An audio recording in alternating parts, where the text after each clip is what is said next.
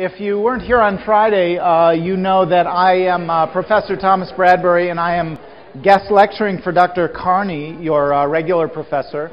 Dr. Carney and his wife gave birth to a lovely baby boy on Friday night, 10:57. His name is Gabriel Andrew Schulman Carney. And moments ago I saw a picture of him, and just like every other baby you've seen, he looks like an old man. But he's an adorable old man, and I'm sure Ben will be telling you stories in 2 weeks. Professor Carney will be telling you stories about Gabriel Andrew in no time whatsoever. Well, today it is my pleasure once again to have the opportunity to come to your class and talk with you about close relationships. And just to give you a little bit of a background, I'd like to go back a few steps before I launch ahead in today's class, which will be about sex and gender and sexual orientation. You know, in this class we invite you to consider a couple. Think about a couple, two people who are coordinating their behaviors in relation to one another, having exchanges that are more than superficial, that are meaningful, that involve development and change over time. And we ask you to consider that couple from lots of different perspectives, to think about what are the forces that operate on that couple, within that couple, that help us to understand that couple and help us in particular to understand how it changes, how it might be fulfilling, how it might be frustrating, why it's a good relationship, why it might not be so good a relationship, and why it may or may not enable the participants within that relationship to reap some of the benefits that we know exist within social bonds. So consider a couple. That's what we ask you to do. Consider a couple. Think about a couple. And so far, we've given you some tools to think about how to do that. We have this analytic task of trying to make sense of human intimacy, this wonderfully amorphous, complex set of phenomena. And so you now have two sets of tools, one being methodological in nature, so you can understand the research that gets conducted. It's important for you to know that this is an empirical discipline, and we try to do as good research as we possibly can so that we can understand intimacy and give people leverage for having better relationships of their own. So that was one set of tools, methodological tools, that Professor Carney went over. A second set of methodological tools is intellectual devices, the ways of thinking and explaining and getting some starting points in our heads, some ideas in our heads for thinking about what kinds of questions you might ask, what kinds of data you might collect, and then that would lead you to think about what specific kinds of research designs that you might employ to collect those data and answer those questions. So you have methodological tools as well as intellectual conceptual tools that help you to organize explanation, think about what kind of data you most want to collect. So that's where we are. And today we move in a very new and important direction in this class, because now we start to get really into the substance of intimacy itself, the material itself, not just how to think about it, how to analyze it, what is it, but what are the experiences that happen within relationships. And as we start that down this road, we have to ask one very simple question, which is, what do we learn when you think about any relationship, when you think about any couple, when you consider a couple? By the way, that hum is really annoying and will drive me nuts. There are two things that exist within every relationship. One of them is that the participants themselves have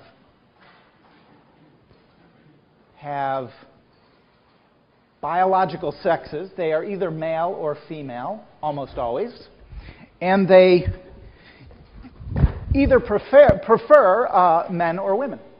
So when we think about close relationships, we have to think about the biology, the plumbing, if you will, of the people involved, as well as the preferences they have for the plumbing of their partner. Hello.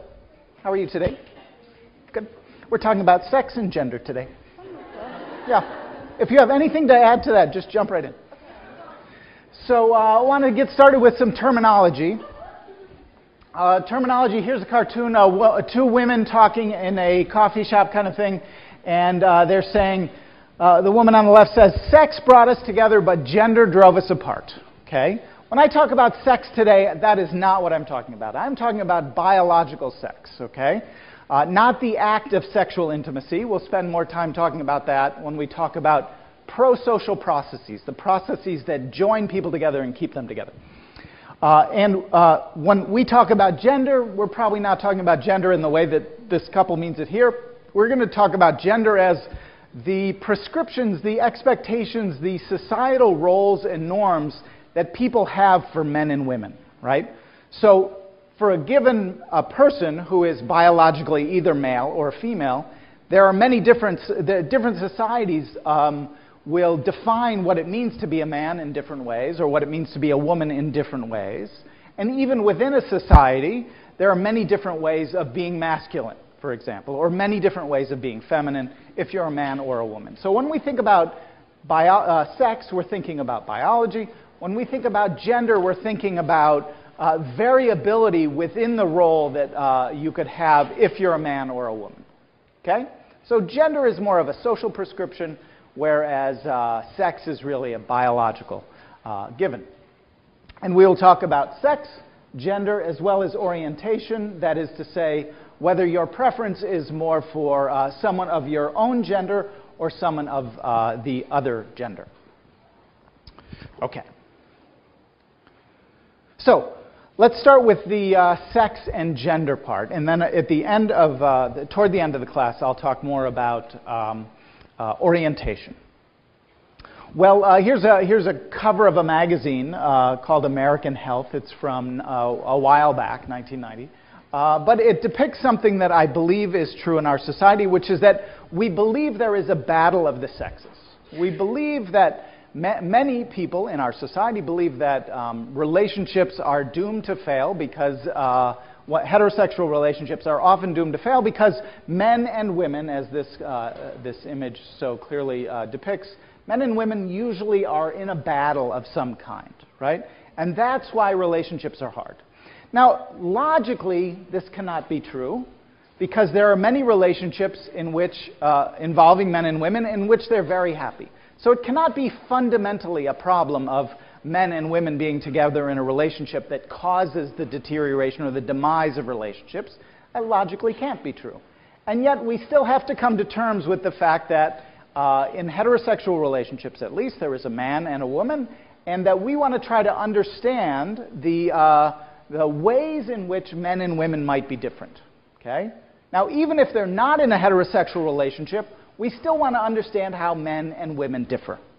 Okay? So what I want to do is take you through some relatively accurate, I believe, stereotypical notions of how men perceive women and how women perceive men.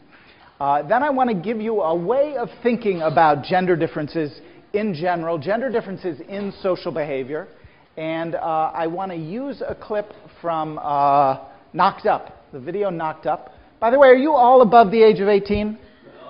No, some of you are not. You may want to step out during Knocked Up. This is I have the uncensored version, by the way.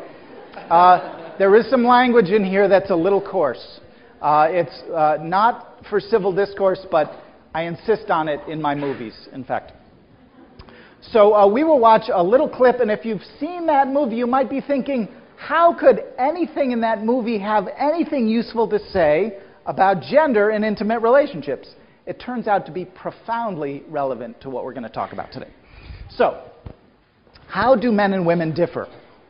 Well, this is from a survey that I found online. Hundreds and hundreds of people, men and women alike, probably most of them heterosexual, wrote in and were commenting on how men and women are different and why can't my partner... Here's how I would love for my partner to be different. So I read 300 responses from women, 300 responses from men, and here's what I distilled. These are the things that come up over and over and over again.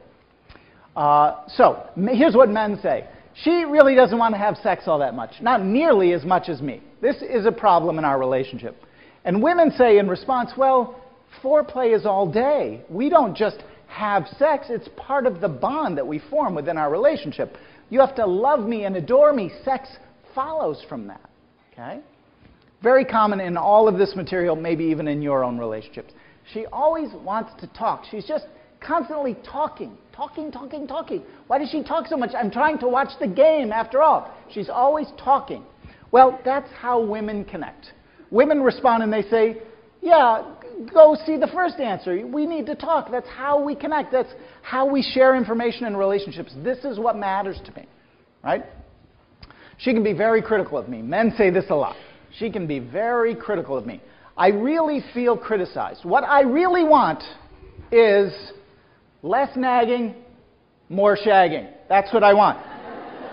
Why is that so hard for her to understand? Okay. Well, we don't mean to be critical. This is what women say in response. It's not our intent to be critical, but maybe your ego is just a bit too fragile, and maybe we criticize you because we're not so secure in how you feel about us. If you would just tell us a little bit more about your feelings and how you feel about us, we'd feel a little more secure. We wouldn't be so nitpicky, and then our relationship would be better, and maybe even you'll get lucky in the sack. Okay, that's what men say. Here's the male prostitute. A man is leaning into the car, and he says, oh yeah, baby, I'll listen to you. I'll listen to you all night long. Right? This is a stereotype. These are all stereotypes, but this is a stereotype of what a woman wants in a man. This is the male prostitute. I would pay money. If I were a woman, I would pay money for someone to just listen to me and snuggle and be close with. Okay. Well, let's flip this around a little bit. What do women say? Well, women say he's not so romantic. He's just not, he just doesn't have that, he's not really thinking about me all the time. And men say, yeah, we're not so good about that. That is not a strength. We need some reminders. But your nagging and criticism really kind of make us want to withdraw. We disengage when we feel like you're criticizing us, and it's hard to really feel like we want to connect up with you. And you don't always take great care of yourself. By the way, you've put on a few pounds since we got married. Men say that. And there's biological reasons why men say that. We'll get to those in a minute. You sort of don't help around the house enough. Like, my husband doesn't do enough. I've got a lot of stuff going on in my life. I'm taking care of the kids. I'm doing the groceries. I'm taking care of lots of different things. I'm sort of the air traffic controller in this house, and I need some help. And men say, well, help I can do. Don't put me in charge of anything. But what I'd like you to do is to appreciate all that I'm doing outside the house. Okay? I'm doing stuff outside the house to support the house. Right? I have a job, and society maybe even puts me in a position to make more money than you. Isn't it smart that I then try to go make more money and bring that home? Isn't that better? So respect the contributions we make outside the house and admire me for doing that. Right? That's what I want. I want admiration. And maybe also in the house, my mother never really taught me how to cook, so if you could help me make spaghetti, I'd really appreciate it. Well, another thing that women sometimes say, he doesn't really share his feelings that much. He's kind of closed off to me. And men, in response to this, say, that's hard for us. Right? We're not really good at that, and I think there's an evolved reason why men are not very good at that. And it doesn't come naturally for us. And for us, it feels like that's easier after we've had sex than before it. Okay? Women say, no, we need that before sex rather than after it. Right? So therein lies some of the dilemmas that men and women face. Here's another cartoon. The woman is saying, I wish you'd open up to me. I need some more ammunition. Right? If that's how women perceive the male prostitute, here, I'll give you money if you'll just listen to my feelings and just talk with me for several hours.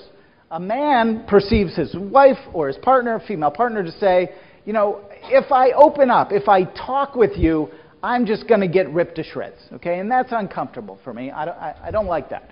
And we need to, as scholars in this room, we need to think not just about the interesting anecdotes, but we need to extract a rule. We need to extract a way of thinking about this so that we can think in a more principled way about how men and women differ. And there is a very good way. Before I get to that, let's talk about what I'll talk about the research that helps us to get to that principle, that actually helps us to organize the anecdotes that I just shared with you. If you get a minute to use, as John McCain calls it, the Google, I suggest that you use the Google to look up psychological differences between the sexes. This is a really funny video from probably 1950, 1952.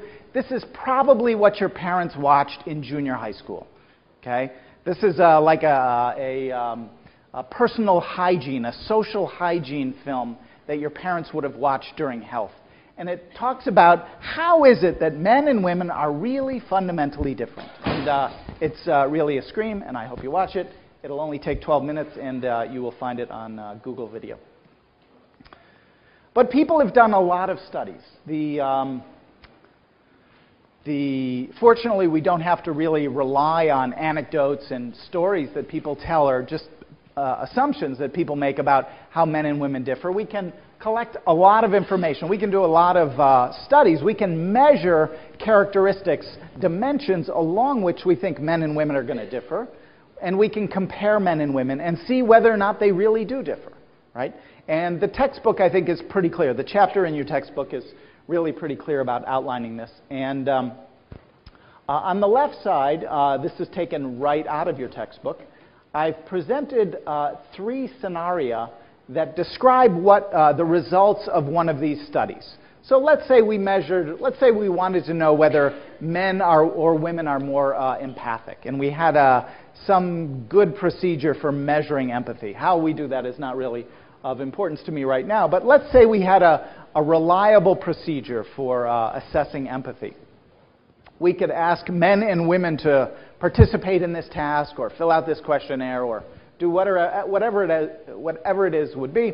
And we can then see, in the top panel there, panel A, do the 2 distributions, these bell-shaped curves of men and women on their scores. These are like a frequency histogram, if you remember that from Psych 100B. These are frequency histograms of all the scores. And in panel A, we have a complete overlap between the men and the women. You see that? So we then put a statistic on that. It's called the D statistic. And you can see it at the very top of that bell-shaped curve. And the D value is 0. There is no difference whatsoever between those groups.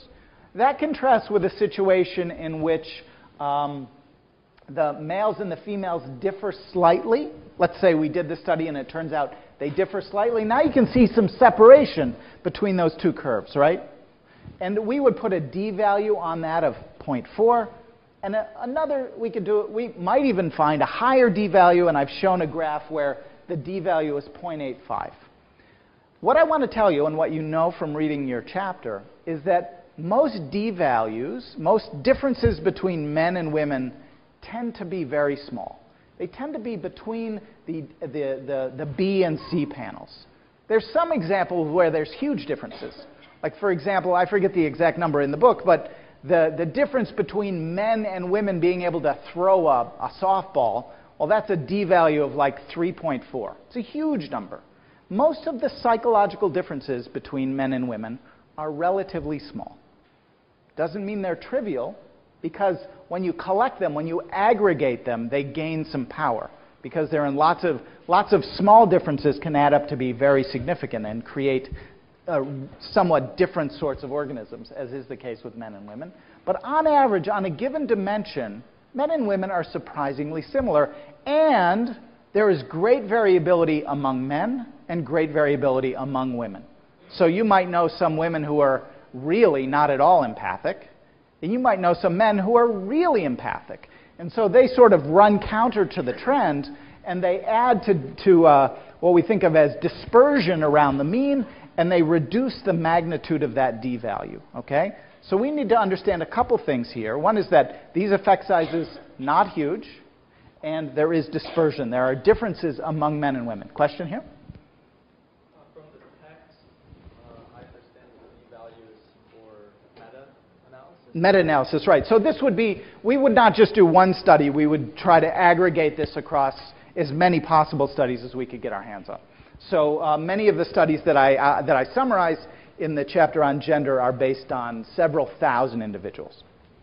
So what that does is it makes the means relatively stable and representative of what we hope is the general population. Okay, so when we use that procedure, this meta-analytic procedure of comparing men and women, we do see differences. Men are more aggressive than women. Okay?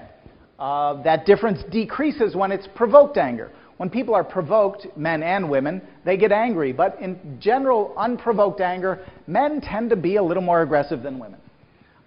Women tend to seek out support more than men do, in general. Okay? These aren't huge differences, but they are reliable differences that show up. Men and women differ in what they prefer from their mates. Men tend to prefer women who are young and attractive and nubile, to being able to produce children. Women tend to prefer men who have more resources, the idea being that they would be able to use those resources to support any child that they might bear. Women tend to be more tender-minded. Men tend to be more assertive. Okay? And finally, one of the most robust of all differences is in the area of sexuality. Men, to a very high degree, prefer to have sex, prefer to think about sex, prefer to read about sex, prefer to fantasize about sex, think about sex in every possible way more than women think about sex. Okay? That is true, and you'll see it outlined pretty clearly, I think, in the reader. But the important message is that the similarities really outweigh the differences. The similarities outweigh the differences. There's much more overlap in these distributions than there is separation. Right? There's much more overlap between men and women than there is separation, though it varies depending on the dimension under consideration, and you'll see that all outlined in the reader. So, at the same time that these differences across dimensions are relatively small, we do know that there are lots of differences across lots of different areas, and they add up, right? They come together, they aggregate within a person, within people, and they tend to aggregate within women and within men in different ways. And so what I want to provide for you today is a working understanding of how that breaks down. How can you understand the approach that men and women take in relationships? Just as a good working starting hypothesis for thinking about gender and relationships. Well, in order to accomplish that, we have to think about what might explain these differences, the differences that we do see. And as you know, we often, in this point, turn to explanations that focus on biology and nature and evolution. And in fact, one of the theoretical perspectives that you learned about was evolutionary psychology. And this position would say something like this. The observed differences involve women orienting toward others and seeking protection, whereas men provide protection and are more sexually active. Why might this be? Biologically, all of us, men and women alike, are here to send our genes into the next generation. Right? This is what an evolutionary psychologist would say. We are here, we are mere envelopes for sending our genes into the next generation. That's what we're here to do. Men and women, by virtue of the different roles that they play in the procreation process, that is to say, men having a capacity to impregnate thousands and thousands of women, whereas women are able to have relatively few eggs and hence relatively few children, each of which requires at least 9 months of investment. Right? Men and women just have different stakes in the game when it comes to sending their genes into the future. And so women and men play different roles in procreation and caregiving. Right? And what we see, the evolved differences that we see, men being more aggressive, men and women having different preferences for mates, women orienting more toward nurturing, men orienting more toward assertiveness. The argument goes that this would be for evolved reasons. But that's not the entire picture, of course, and in order to really understand these evolved differences, we also have to take into account the environments, the circumstances that we find ourselves in. And this part of the argument goes like this. Well, that might be a good starting point for thinking about sex differences, right? It probably is a good starting point, but it overlooks the great capacities that men and women have for fulfilling a variety of social roles, right? It's a pretty rare role in our society that men or women couldn't both participate in and maybe even do equally well given the opportunity, right? So there might be some settings, some default settings that men and women possess when it comes to orienting toward relationships, but social roles, social restrictions, social opportunities really can expand or contract around that basic propensity, right? So, for example, there's a study, I believe it's in the Reader, that says that, well, it turns out that, that women do appear to be more sensitive toward babies, toward one-year-old babies. This is Michael Lamb's work. But that might have a lot to do with the fact that women spend a lot more time with babies, right? And if men are given the opportunity to spend time with infants, they really can develop highly sensitive capacities as caregivers. They may not start there. That might not be their default setting in the same way that it is for women, but men can get there. And there are other arenas in which men get a head start, but women can easily catch up, right? So if we modify our expectations and our socialization practices, the argument goes that those sex differences would subside, right? That the roles shouldn't be unduly constraining for men or for women, and that we should be given the opportunity to fulfill our potential. For example, men can be as empathic as women, given sufficient incentive, and women can be as domineering as men, given sufficient authority. So, that is to say that there's a certain degree of malleability, a certain degree of movement that people, men and women, can experience around these default settings. And that's why when we look at these distributions, we don't just see a very narrow distribution, all oriented around one mean in some very narrow sense. There's a lot of variety, and partly that has to do with how we're socialized in the environments that we find ourselves in. So any understanding of differences between men and women, I believe, have to encompass both of these perspectives. It's one example, I'm not sure if it's in the Reader or not, but one example is if you want to think about the music that comes from a violin, you have to think about both the violin itself and the bow going across the strings. You can't have music without both of those things in place. If you want to think about the size of a table, you have to think about the length and the width simultaneously, but you can't really separate them. You can't pull them apart. They're inextricably bound up in one another. Okay. So, here's a cave woman and a caveman looking at, what is that, a mastodon or something. And the woman says, you know, you go ahead and hunt and I'll gather, right? These are the default settings. It's like, you know, you're much bigger than me. You can throw that spear further and harder than me. Certain roles make more sense than other roles for men and women to inhabit, right? But that doesn't mean that she couldn't do a pretty good job if she had to, or that she couldn't do a pretty good job if it was a smaller animal, or that there are things that he may well be able to do, that he might be able to be a very fine gatherer even if all the other cavemen aren't doing the gathering, right? But the idea is that we have default settings, and we've evolved to have default settings. And the default setting for men is, you know, I'm going to go out and hunt. I'm going to orient toward the hierarchy because that's what I do. And women say, I'm not going to orient toward the hierarchy. I'm going to orient toward the dyad. I'm going to think about the horizontal dimension of relationships. You think about the hierarchical dimension. Okay. All right, so here's the gist, and this comes from a really wonderful paper by Roy Baumeister and his colleague, Christy Summer. It's published in 1997 in Psychological Bulletin. He's a social psychologist at Florida State University. And here is what he says, and I believe this is the best operational synopsis that we can get our hands on at present. Men and women are equal in the desire for social connection. Right? Men are not wolves, lone wolves. That's not an accurate model. Men like hanging around men, just like women like hanging around women. So that's not the point, but the point is that they meet that need in different ways. Women orient, as I was alluding to earlier, toward the dyadic social interaction. And they want to be appreciated for doing that well. Right? So when I showed you those earlier vignettes about how men and women complain about one another, women complain because men don't really want to connect and just sit down and chat and just catch up and talk about their feelings and nurture one another, right? Women orient well toward the dyad. That's a good part of their default setting. It doesn't mean that's the only thing they do. It doesn't even mean that men can't do that well, but it means that's where they start. Men start in a totally different place. Men start in a different place. They orient toward group-level social interaction. Men think about the hierarchy. Men say, where am I in the hierarchy? I'll give you an example of this. Every morning, I wake up and I read the sports page. I have no idea why I read the sports page. Why do I read the sports page? Do I really care if the Lakers won? Not really.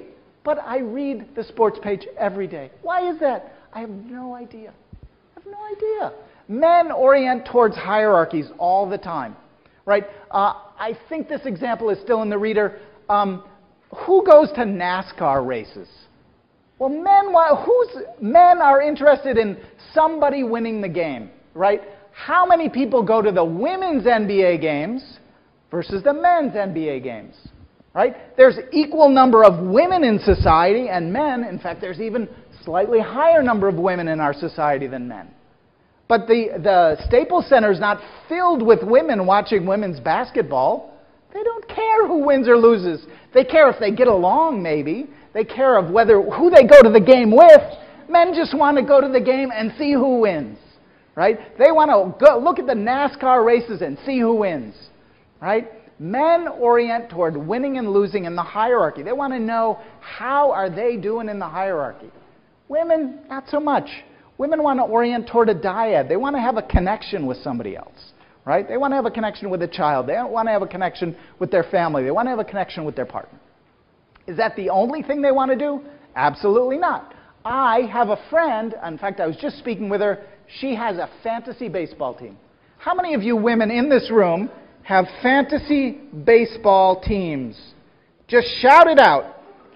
How many of you men have fantasy baseball teams? Just raise your hand. It's quite possible that you men are actually women. I don't know if you've ever been told that or not, but okay, maybe that was a bad example. But it's possible that women orient toward the dyad, men orient toward the horizon. So how do we see evidence? And men want to be appreciated for this, right? Men want to be appreciated for going out and slaying dragons, right? How was your day today, honey? It was great. Well, tell me about the great things that you did. That's what men want to hear at the end of the day. Women want to talk about their feelings. Okay, evidence in intimate relationships. Women think in far more complicated terms about intimacy than men. So if you ask a husband and a wife in the same relationship to talk about a conversation that they just had, or to write down a summary of the conversation that they just had, right? The man will say, we argued. It felt bad. The woman will say, well, at the beginning it seemed like we were agreeing with one another, and then he sort of moved his eyebrow a little bit, and that pissed me off because I've seen other people do that, and my sister's friend does this a lot. And that made me think that maybe he was thinking about the last conversation that we had, and that's not fair because I was a little upset during that conversation, mostly because of this thing with my boss. Okay? So then, at the beginning, I thought we were agreeing, and then it unfolded. Then we started to disagree. Here's how I think this is all going to go in the future. And men say, we just argued. We just didn't see eye to eye on this. Women have much more differentiated schemes, much more differentiated ways of thinking about intimacy than men do. If you ask men and women to recall what happened on their first dates, women have a lot more information than men. Intimacy and sensitivity in social interaction. Men and women alike all prefer to interact with women. Right? If you say, who would you rather just hang around with, like if you needed some emotional support? Men and women don't go to men for emotional support. Men and women go to women for social support, right? Women tend to be the default caregivers in our relationships, so that if a parent or a child needs to be taken care of, usually it's the wife that steps up first for that. Not to say that she should, not to say that the men can't do that, but that's the default, right? There are research studies in gerontology, the study of aging, shows that women tend to live much more close to their parents than men tend to live to their parents, right? So women tend to stay closer to their families than men do. It's not always the case. Lots of men are really close to their families. But let me just say, my wife I lived with my mother-in-law longer than I lived with my mother, with my wife. My parents live on the East Coast, and I see them once a year, and it's great. I love my parents. I talk to them a lot on the telephone. But my wife lived with her mother. Okay? That's the way it goes. Not all the time. There's a lot of variability in the model, but that is sort of a default setting. Women are more likely to pursue dissolution in their relationships than men are. Women see problems in relationships before men see problems in relationships, usually. Women are more likely to be the ones to seek out any sort of marital counseling. Women have more elaborated understanding of the problems in their relationship when they seek out relationship counseling. Women tend to be the bellwethers of relationships. When you do research on relationships, you're almost certain that the data that you collect from women tend to be reliable, and they almost always tend to be more credible than the data that you get from men, even if they're married to one another. Women tend to pursue dissolution. They see problems. They know when their relationship is struggling. So here's a Dilbert cartoon. And Dilbert says, well, I got the latest numbers from Yvonne. Numbers. Numbers. Men like numbers, right? Men like systems and hierarchies and numbers. And his coworker says, well, how's Yvonne doing with the sextuplets now that her house burned down and she had shoulder surgery? Well, it actually didn't come up. Right? That's fun. That's funny, by the way. I think this is really funny. Okay. This one, here's a guy heading out the front door, and his wife is handing him his lunchbox, and she says, "You forgot the launch codes," as though he were the President of the United States of America. Right? And here are the launch codes for the ballistic missiles that we can use to attack the Soviet Union. Right? So, that is, for a man, that is really unpleasant. Right? That is really unpleasant. Because he is being insulted about his status, his role in the hierarchy. Right? Men don't like to be nagged because it reminds them that there's somebody above them. I remember in 6th grade, I was asked, what is the one thing you hate most? And I said, I don't like to be criticized. I still don't. Most of us don't like to be criticized. But men have an aversion to criticism that is very, very powerful, especially when it comes from a loved woman, because it puts them down in the hierarchy, just like this woman is doing to this man right now. And if you don't believe that, just switch the roles. Just switch the roles. Now imagine that this is the man holding up a lunchbox to his wife saying, honey, you forgot the launch codes. It doesn't even make sense. It's not even fun. It's not even as funny as this isn't funny. It's even less funny than this. But you see the point, right? He is now being slammed. And this, to him, is a huge insult, right? It's a huge insult. To a woman, it's like, what are you talking about, right? You piss me off, I'll go talk to the next door neighbor. We'll talk about this. You know, I've got feelings. He's not going to say that. He's just going to feel humiliated. He's orienting toward the hierarchy. Okay, let me show you a segment from Knocked Up. And this, I hope, will be the final piece of my stellar argument, trying to convince you about this important fact about men and women. Okay, Knocked Up is a story about this guy named Seth Rogen, who has a one-night stand, as I wish I could have, with Katherine Heigl, Katherine with a K. She's adorable. And Katherine Heigl... and she becomes pregnant as a result of that one-night stand, okay? How many of you have seen this? Oh, my God. Has anybody not seen this movie? 3 people have not seen this movie. I'm clearly in the wrong business, but I'm going to show you the one part that you need to see. So, her sister, whose name I don't remember, and this guy, Paul Rudd, whose name I do remember, they are married. This is Katherine Heigl's sister. They have a not-so-great relationship, and so they're trying to figure out what they're going to do during this pregnancy, right?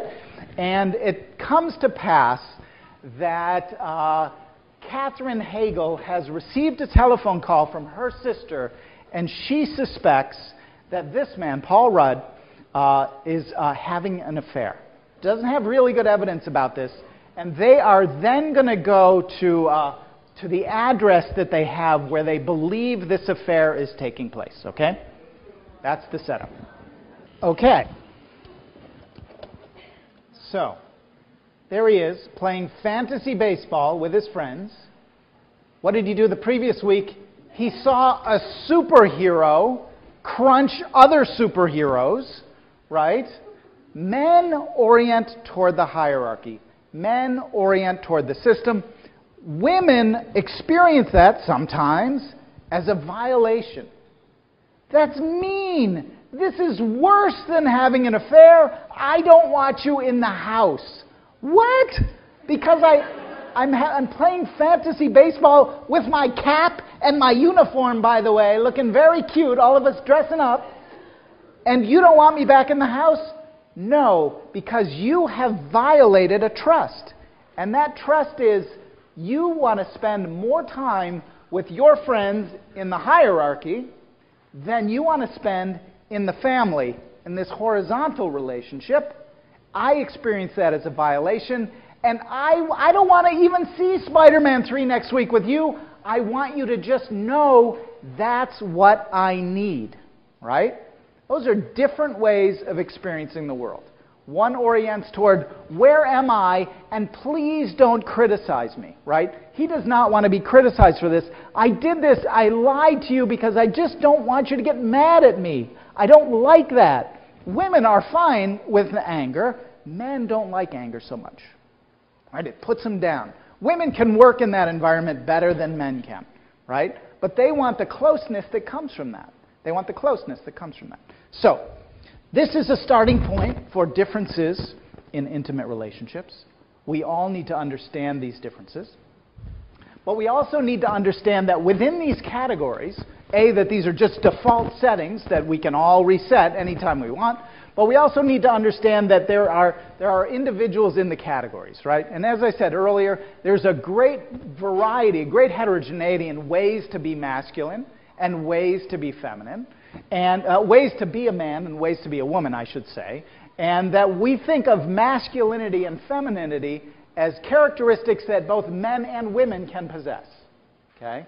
In the old days, people used to think of masculinity and femininity as being along one dimension.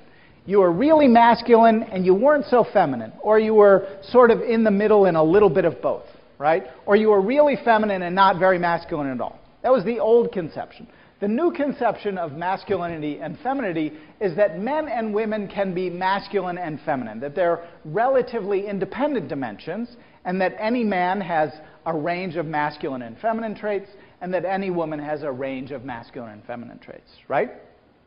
And when those two dimensions are high, when someone has a lot of especially stereotypically positive masculine traits and stereotypically positive feminine traits, that is to say nurturing and warm and sensitive and caring on the female side, and then on the male side assertive and able to speak up for himself and independent, able to do things on his own. When one individual, regardless of their gender, possesses both of those characteristics in a high degree, most of us like being in a relationship with that kind of person. Relationships, we have to remember, require lots of different things to happen.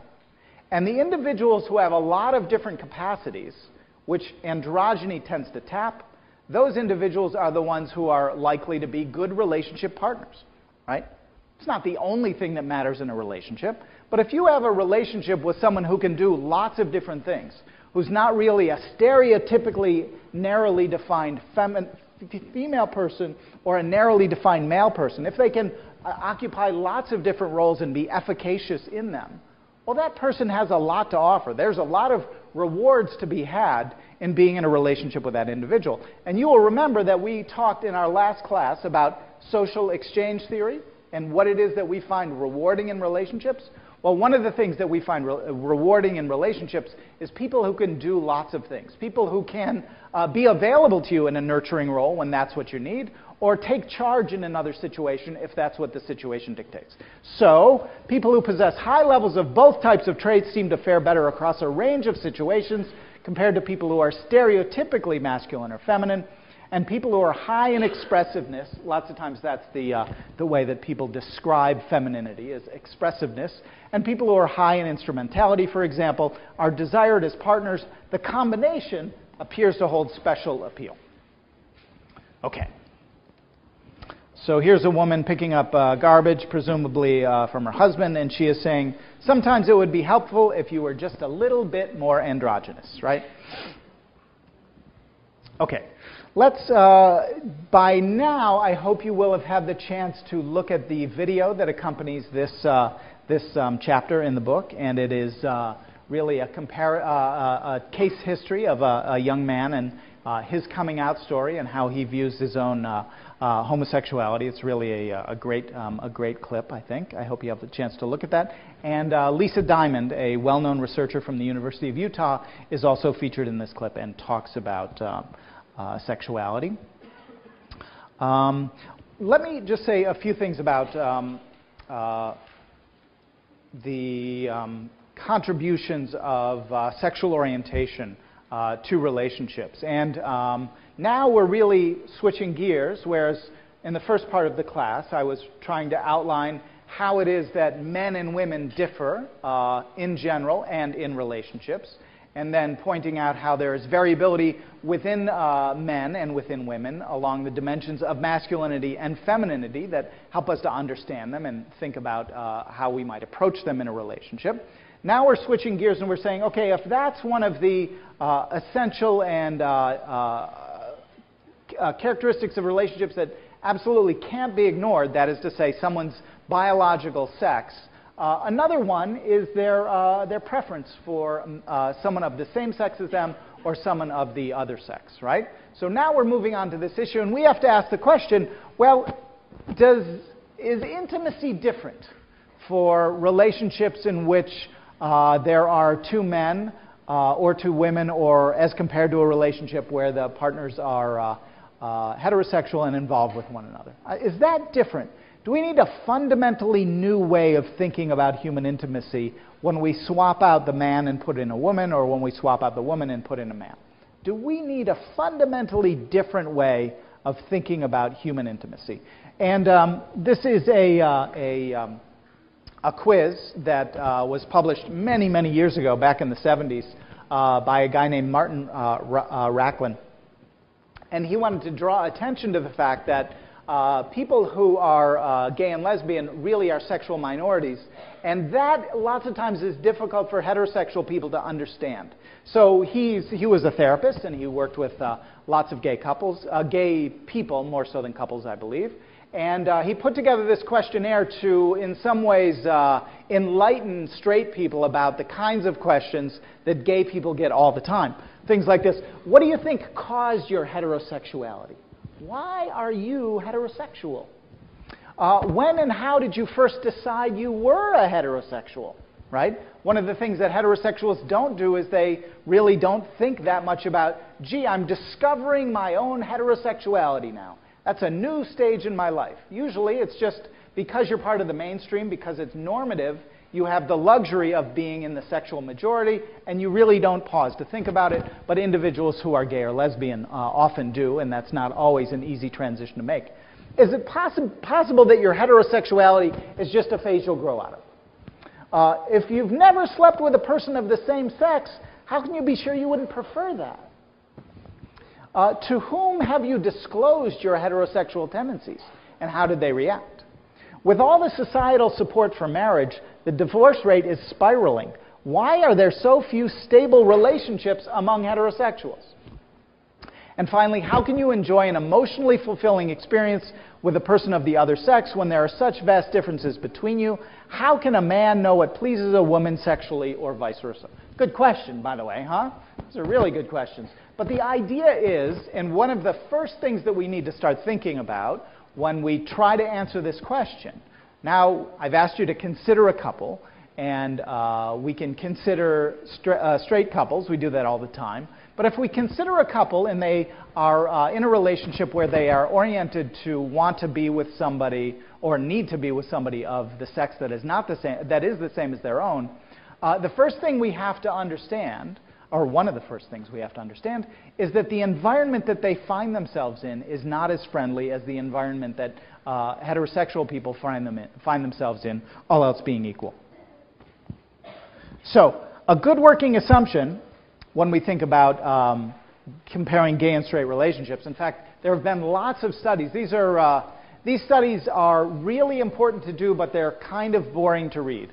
And they go like this. We conducted a study on variable X, and pick any variable you want, on communication styles, or how much time they spend together, or how much time they spend going to church. We compared gay and straight couples on all of these variables, and you know what? They tend to not differ. We compared them on how committed they were to their partnership. Turns out they don't differ. We compared them on how much they had invested in their relationship. They don't differ. These are not terribly interesting studies, and time and again, we learn that the basic processes that exist within close gay and lesbian relationships are very, very similar. And this is because we are human beings. When we enter into a relationship, we're human beings, and what matters, gay, straight, or otherwise, is that most of us want to be in a relationship where somebody understands us, where somebody does more than just understands us. They value what we have to offer. And not only do they value what we have to offer, but they care for us. They go out of the way and they do something to show that they care for us. And it doesn't really matter if you're gay or straight. That's pretty much how we're oriented. And study after study shows that that's a basic sort of dimension to intimacy, regardless of the particular person's sexual orientation. But in the same way that we did not want to minimize differences between men and women, even though they're not huge, we also have to pay attention to them. We have to be flexible enough to say there are differences, they're not huge, but we do need to focus on them. We need to study them. And the biggest difference, one of the biggest differences, I think, is the context in which gay and straight people live their lives. So, in many places, certainly many places in the world, it is not very safe or comfortable to be a gay person whatsoever. And there are even certainly places in the United States where that's true, right? So now imagine that this basic element to who you are as an individual, wanting to walk down the street holding your partner's hand, or being seen in public with them without even holding their hand, but being affectionate toward them, that's no longer an option to you, right? Those are different contexts. Those are different settings in which you are going to be operating your life. Gay and lesbian people have to come out, right? Straight people don't have to come out. You don't have to say to your partner, Mom, I think I'm straight. You know, how many of you have had that conversation? Not many of you, right? I'm struggling with this, but I'm straight. There it is. There's the truth. That, for a gay person, that is enormously difficult, is what I read. I'm a straight person. I'm heterosexual. But from what I read, the experience for a gay or lesbian individual, it's not easy coming to terms with that within their social group, within their family, within all the community organizations that they're part of. That's difficult. That becomes an issue, and it's a time of great vulnerability. It's a time when you're open to being rejected by other people, even people who care about you otherwise very, very deeply.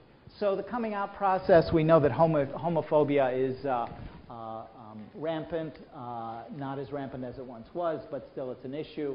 And that gay and lesbian people in gay and lesbian relationships, really don't get the same kind of support for their relationship that straight people have, and that makes it difficult.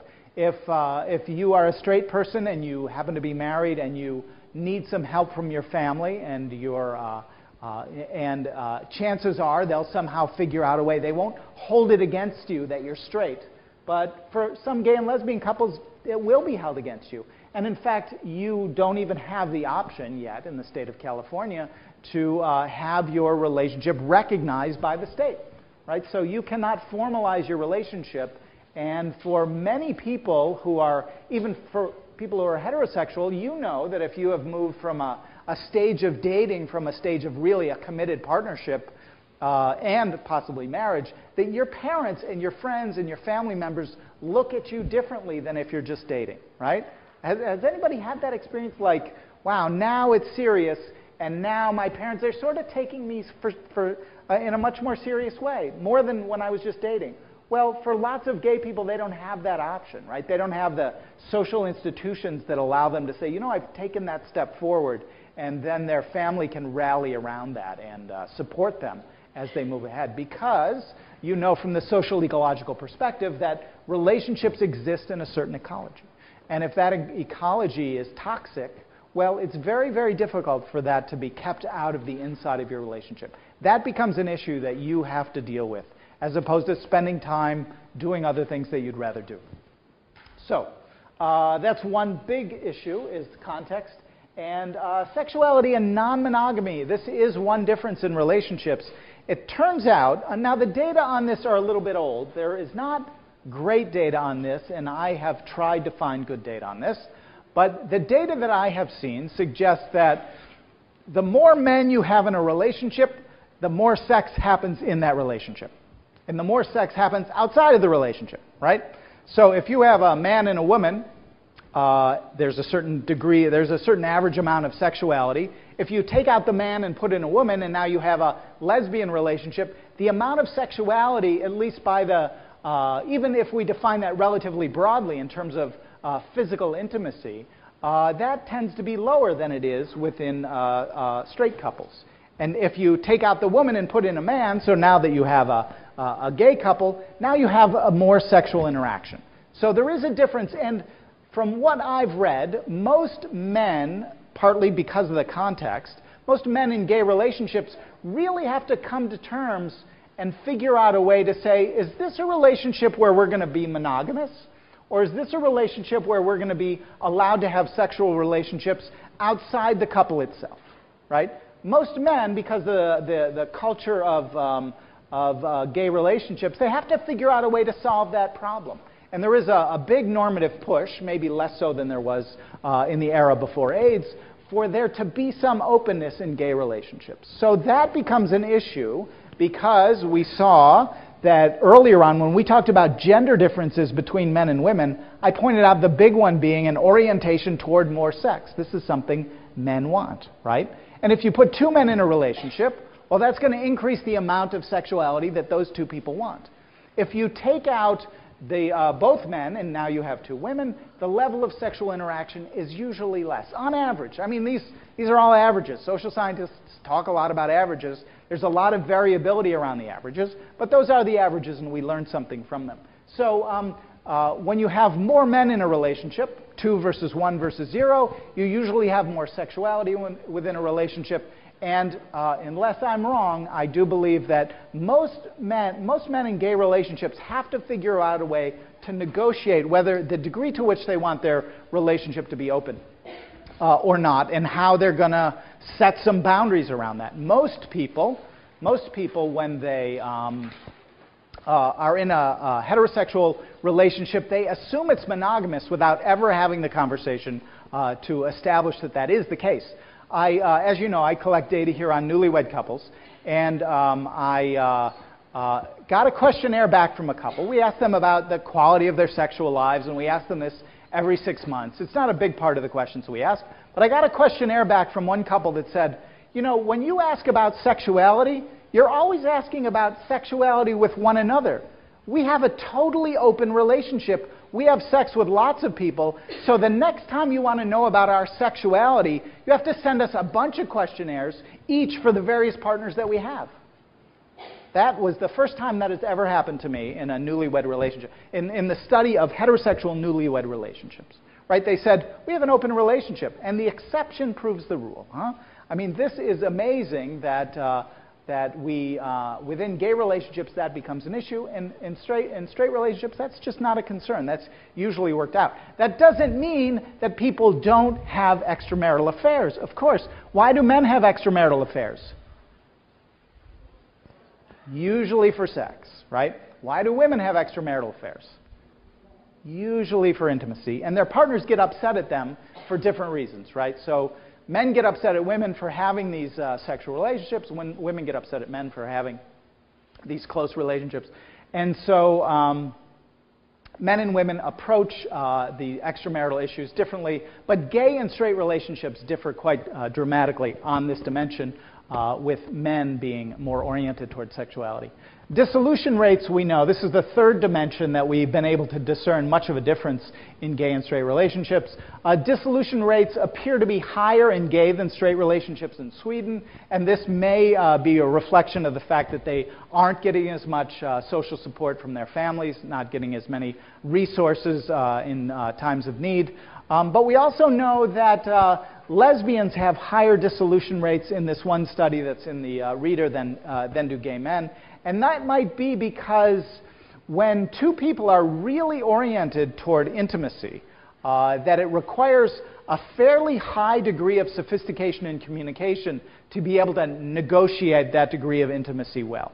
Right? So if these are pretty intense relationships emotionally, in the sense that they do involve women who, on average, are going to be more emotionally oriented and more sensitive to lots of different aspects of their relationships, I think we can infer that, on average, those might be more intense. That might require more higher quality communication to negotiate that and talk through that. So there are slightly higher divorce rates, dissolution rates among lesbians and gay men. The data on these, at least on some of these newer findings, the sexuality in gay men, the dissolution rates, we're still just scratching the surface on being able to understand them. But at the very least, they do suggest that there are sexual differences that we need to understand, and they implicate the quality of the communication between gay men, and that there are emotional intensity issues that also implicate the communication of lesbian women. So what else can I say? Here's two gay men, and I assume they're gay men. Yeah, I think we're supposed to assume they're gay men.